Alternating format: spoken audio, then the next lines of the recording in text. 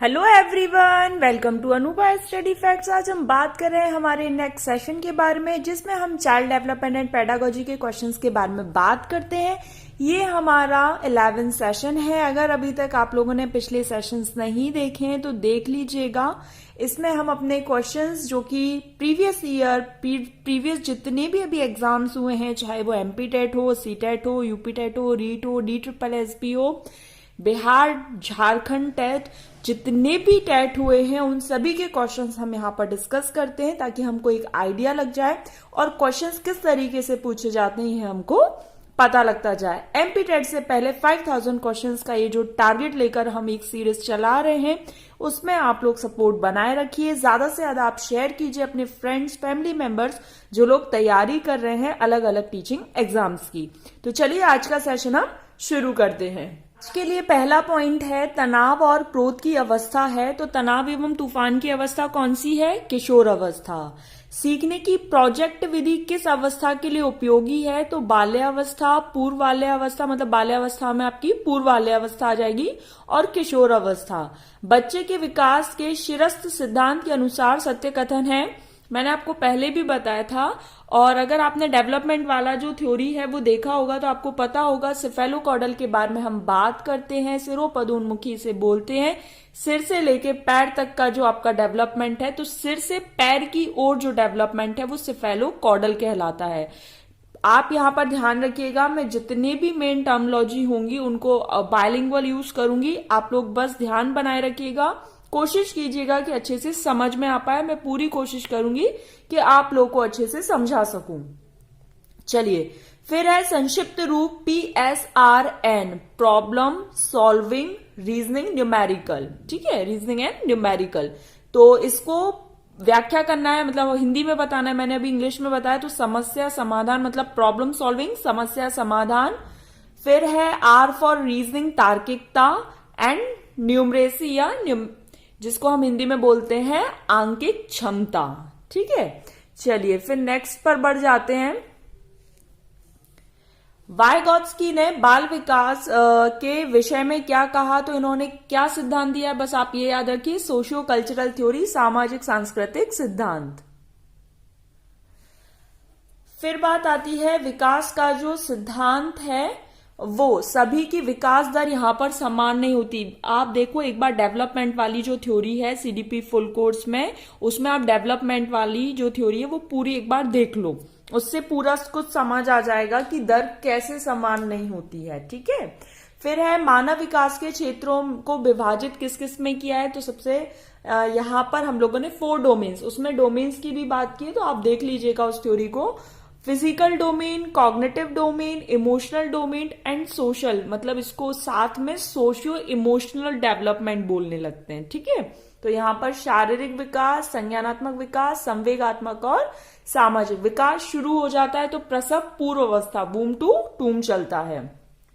चलिए आगे है किशोर अनुभव करते हैं, तो किसका? दुश्चिंता एवं सरोकार का, स्वयं से सरोकार और दुश्चिंता का। मिश्रित आयु वर्ग विद्यार्थियों की कक्षा से व्यवहार रखने वाले शिक्षक के लिए सर्वाधिक महत्वपूर्ण ये है कि जो डेवलपमेंट स्टेजेस हैं उनका उस पर्टिकुलर टीचर को उन चीजों का ज्ञान होना चाहिए। ठीक है, फिर है संकल्पनाओं की व्यवस्थित प्रस्तुति विकास के किन सिद्धांतों के साथ संबंधित हो सकती है? विकास विषम जातीय से स्वायत्तता की ओर अग्रसर होता है। यहां पर आप ऐसे समझ सकते हैं, विकास जो है वो डिपेंडेंसी टू ऑटोनॉमी जाता है। मतलब हम पहले जब छोटे हैं, जब हमारा बर्थ होता है, हम जन्म लेते हैं, तो हम डिपेंड होते हैं फॉर एवरीथिंग, हमारे पेरेंट्स पर, हमारे बड़े भाई बहन पर। लेकिन फिर धीरे धीरे धीरे ऑटोनॉमी आती जाती है, स्वायत्ता आती जाती है। स्वायत्ता वाले हमने 2 क्वेश्चंस डिस्कस करे हैं, अगर आपने पिछले सेशंस देखे होंगे तो, जहां पर हम अपने आप को मैच्योर बनाते हैं, अपना काम स्वयं करने की कोशिश करते हैं, तो ये क्या है? स्वायत्ता की ओर हम अग्रसर हो रहे हैं। फिर बात आती है मानव वृद्धि एवं विकास की समझ शिक्षक को डैश डैश डैश के योग्य बनाती है। तो विविध शिक्षार्थियों के शिक्षण के बारे में स्पष्टता देती है।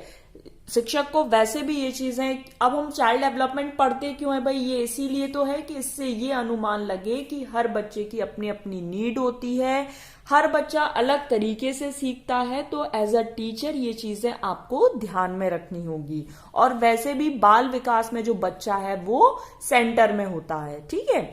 विकास का वही संबंध परिपक्वता से है जो उद्दीपन का प्रतिक्रिया से। अब क्वेश्चन ऐसा भी है कि उद्दीपन का वो संबंध प्रतिक्रिया से है जो विकास का संबंध डैश डैश डैश से है, तो आपको पता होना चाहिए कि विकास का संबंध परिपक्वता से होता है।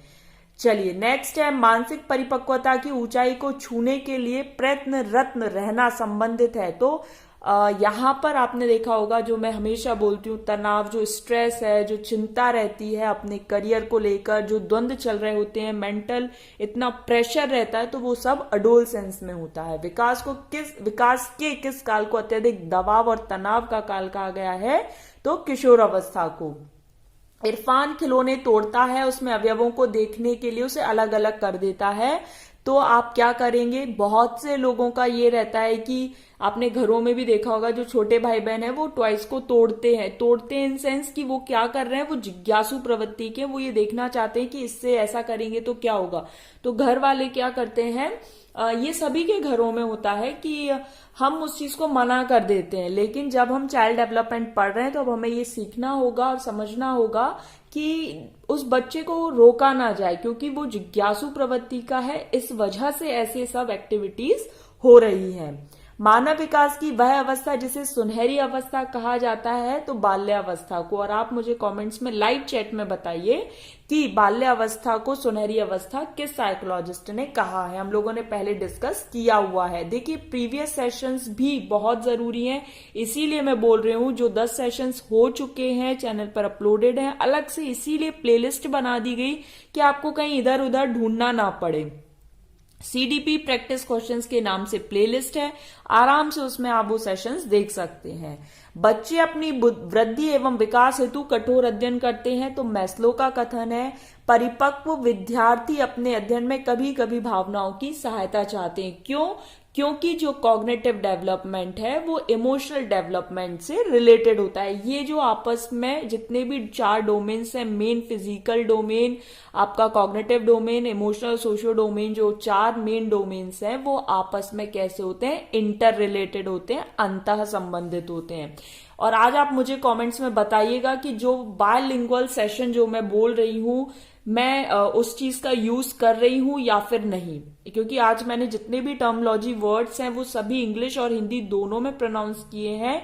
तो आप लोग मुझे कमेंट्स में जरूर बताइएगा। जिस तरीके से आप ये कमेंट करते हैं ना कि आप इंग्लिश में भी यूज कीजिए, उसी तरीके से आज आप ये कमेंट करके बताइएगा कि क्या वाकई में सेशन आप लोग को समझ आया और आप लोग को कैसा लगा। चलिए नेक्स्ट है, पूर्व विद्यालय में पहली बार आया मुक्त रूप से, जो बच्चा होता है वो मुक्त रूप से चिल्लाता है। 2 वर्ष बाद वही बच्चा जब प्रारंभिक विद्यालय में पहली बार जाता है तो अपना तनाव चिल्लाकर व्यक्त नहीं करता, बल्कि जो उसकी कंधे और जो गर्दन की जो पेशियां वो तन जाती हैं। और इस प्रकार व्यवहारिक प्रदर्शन जो है वो किस सिद्धांत के अंतर्गत आता है, ये भी आपको मिल जाएगा। ये 2-3 प्लेलिस्ट जरूर अच्छे से देख लो, CDP chapter wise, CDP full course, ठीक है। तो ये विभेद व एकीकरण, इसमें मैंने आपको उंगलियों के थ्रू पूरा एकीकरण और विभेद ये सब कुछ अच्छे से एक्सप्लेन किया था।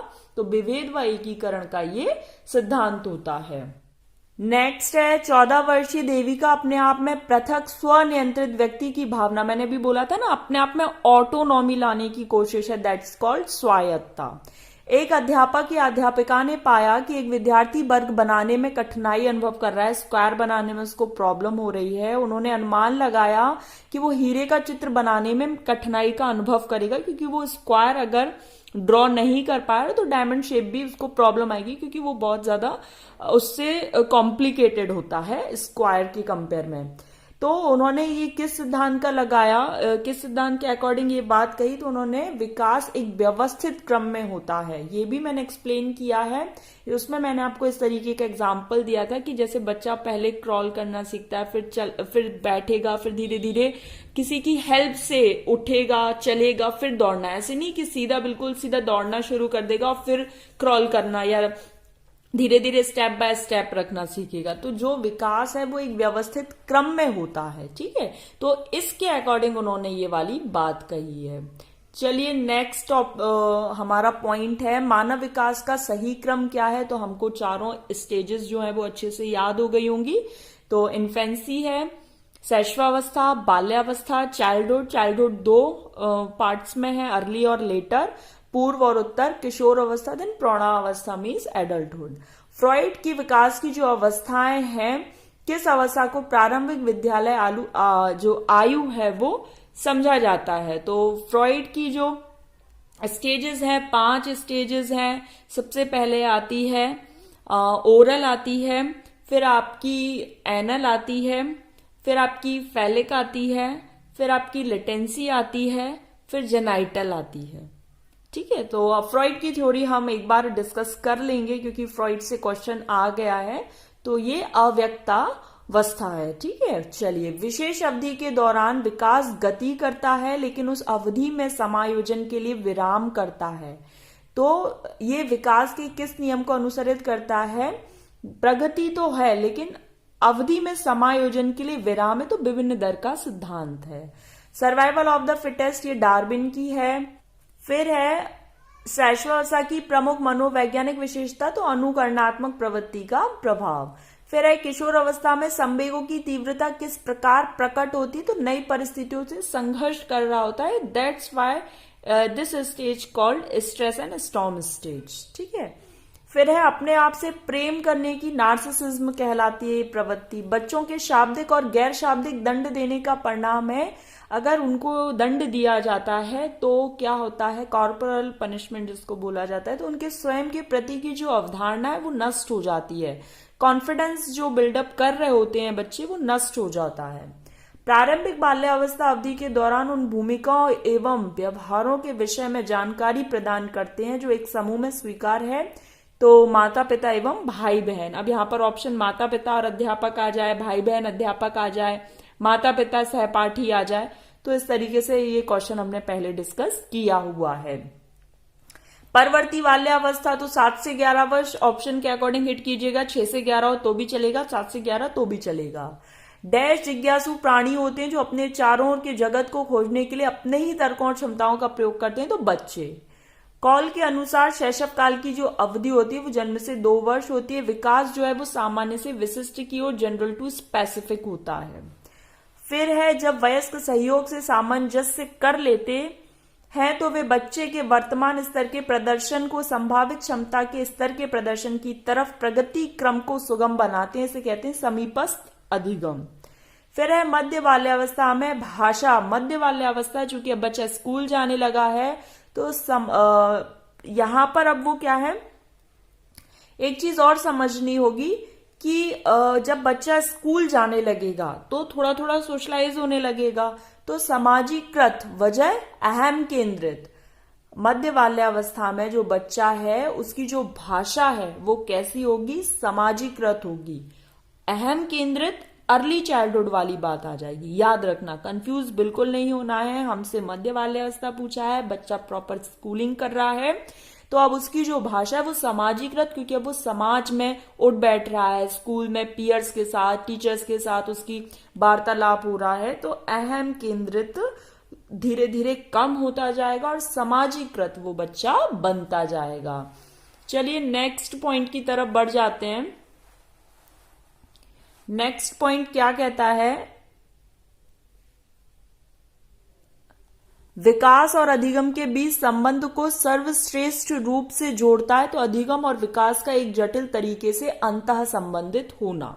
फिर है स्टैनली हॉल के अनुसार, ये भाई बार बार ये क्वेश्चन पूछा जाता है। स्टैनली हॉल के अनुसार तनाव एवं तूफान की अवस्था किशोर अवस्था। फिर है बालक के व्यक्तिगत विकास को प्रभावित करता है, तो आनुवांशिक मतलब यहाँ पर हेरिडिटी और एनवायरमेंट दोनों। अहम केंद्रता किसमें नहीं है, तो यहां पर देखो अकॉर्डिंग टू ऑप्शन हिट करना है।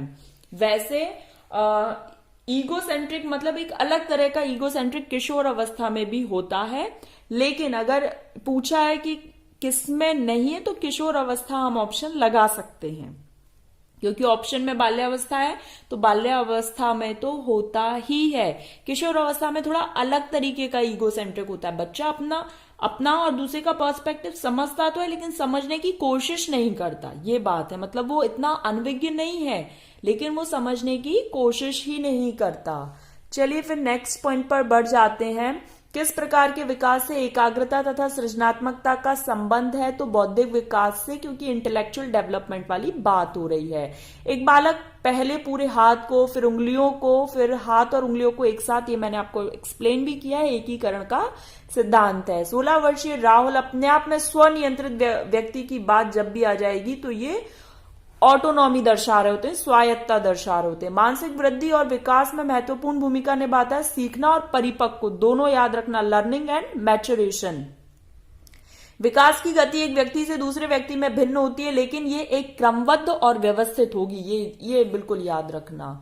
मनोवैज्ञानिकों के अनुसार किस विधि द्वारा मूल प्रवृत्तियों में परिवर्तन लाया जा सकता है? मार्गांतीकरण द्वारा। विकास के मनोसामाजिक सिद्धांत को किसने दिया? तो साइकोसोशल थ्योरी किसने दी? एरिक एरिक्सन ने। और साइकोसेक्सुअल थ्योरी या फिर साइको एनालिटिकल थ्योरी तो सिगमंड फ्रॉइड ने, याद रखना।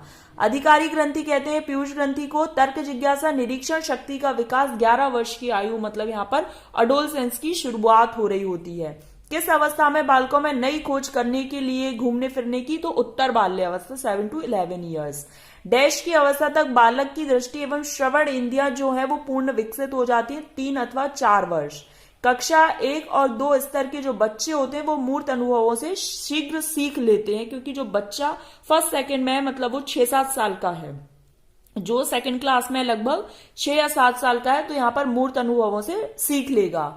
बच्चे के विकास के सिद्धांत को समझना शिक्षक की सहायता करता है कि भिन्न भिन्न अधिगम शैलियों को प्रभावी रूप से आप संबोधित कर सकें। आज के लिए लास्ट के 2 पॉइंट्स। एक, बच्चे की वृद्धि और विकास के अध्ययन की सर्वाधिक अच्छी विधि है डेवलपमेंट मेथड, मैंने आपको पहले भी एक्सप्लेन किया है। विकास की किस अवस्था में बुद्धि का अधिकतम विकास होता है? तो ये भी हम बात कर चुके हैं, किशोर अवस्था में। तो गाइज यहाँ पर हमारा जो सेकंड चैप्टर था जिसमें हम बात कर रहे थे डेवलपमेंट और जो लर्निंग के बीच में जो रिलेशन होता है उसके बारे में, तो गाइज यहाँ पर हमारा सेशन कंप्लीट हुआ। 1 लाइनर फैक्ट्स हमने आज डिस्कस कर लिया। आई होप आपको सेशन पसंद आया, ज्यादा से ज्यादा शेयर कीजिए। बायलिंगुअल सेशन रखने की कोशिश की गई थी। आई होप आप लोग को सेशन पसंद आया हो। चलिए फिर नेक्स्ट सेशन में मिलेंगे। Thanks for watching this video.